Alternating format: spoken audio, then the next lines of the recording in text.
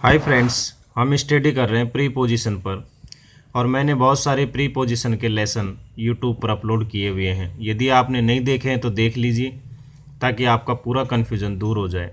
अब मैं आज जो टॉपिक आपको बता रहा हूँ, प्री पोजीशन फॉर टाइम के लिए सिंस, फ्रॉम एंड फॉर का यूज किया जाता है।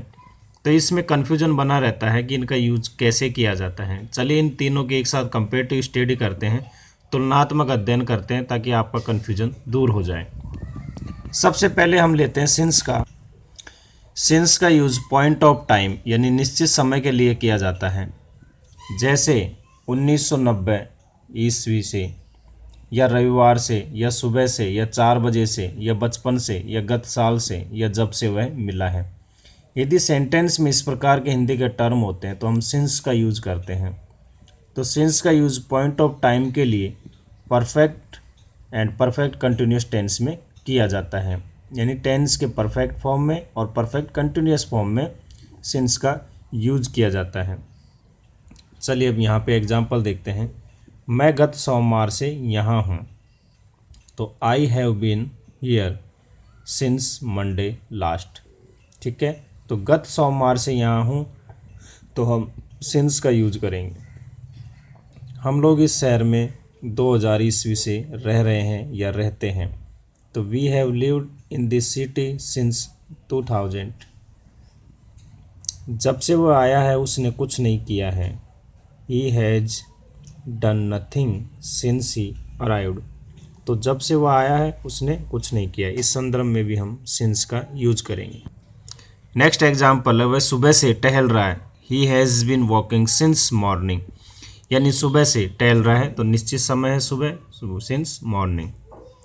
मैं 1995 ईस्वी से अंग्रेजी सीख रहा हूँ। I have been learning English since 1995।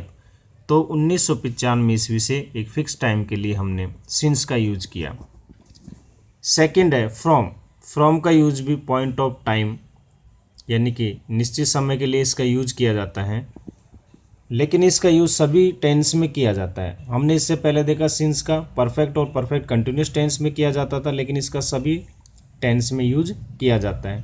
जैसे मैंने 1 जनवरी से काम शुरू किया, तो आई कमेंस फ्रॉम वर्क 1 जनवरी।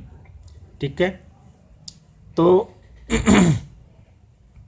यहाँ पे हमने फ्रॉम का यूज किया है 1 जनवरी से, तो ये भी निश्चित समय के लिए यूज हुआ है, लेकिन इसका यूज सभी टेंसों में किया जाता है। वह कल से ऑफिस ज्वाइन करेगा।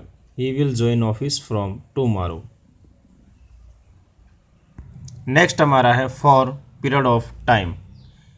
इसका एक पीरियड ऑफ टाइम के लिए यूज किया जाता है कि जहाँ पे समय एक निश्चित नहीं होता है, डिफाइन नहीं होता है, तो वहाँ फॉर का यूज करते हैं। जैसे 1 घंटे से, कुछ देर से, 3 वर्षों से, बहुत दिनों से, तो यहाँ फिक्स टाइम का पता नहीं चलता है, तो फॉर का यूज सभी टेंस में किया जाता है।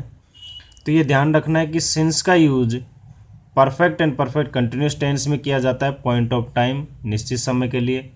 फ्रॉम का यूज भी जो है पॉइंट ऑफ टाइम के लिए किया जाता है, लेकिन वो सभी टेंस में किया जाता है। यहाँ पीरियड ऑफ टाइम के लिए किया जाता है फॉर का, लेकिन ये भी सभी टेंस में किया जाता है। वह 4 दिन से बीमार है। He has been ill for 4 days. वह जयपुर में 10 साल रहा। He lived in Jaipur for 10 years.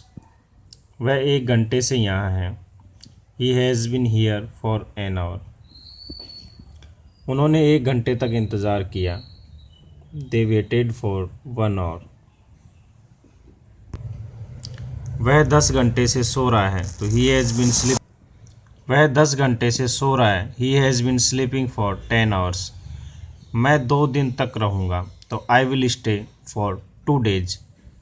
तो अब आपको क्लियर हो गया होगा कि सिंस, फ्रॉम एंड फॉर का यूज कहाँ किया जाता है। सबसे अंत में मैंने 3 लाइनें लिखी है, इनको आपको ध्यान रखना है तो क्लियर हो जाएगा कि सिंस का यूज पॉइंट ऑफ टाइम निश्चित समय के लिए किया जाता है, लेकिन perfect and perfect continuous tense में किया जाता है। फ्रॉम का यूज भी पॉइंट ऑफ टाइम के लिए ही किया जाता है, लेकिन ये सभी टेंसेज में यूज होता है। फॉर का यूज पीरियड ऑफ टाइम के लिए किया जाता है और ये भी सभी टेंसेज में यूज होता है।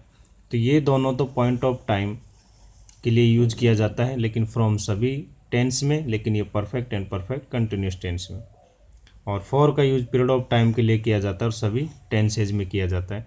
उम्मीद है दोस्तों आपको ये टॉपिक पसंद आया होगा। मुझे लाइक करें, सब्सक्राइब करें, अपने साथियों को बताएं और एंजॉय करते रहें। थैंक यू दोस्तों।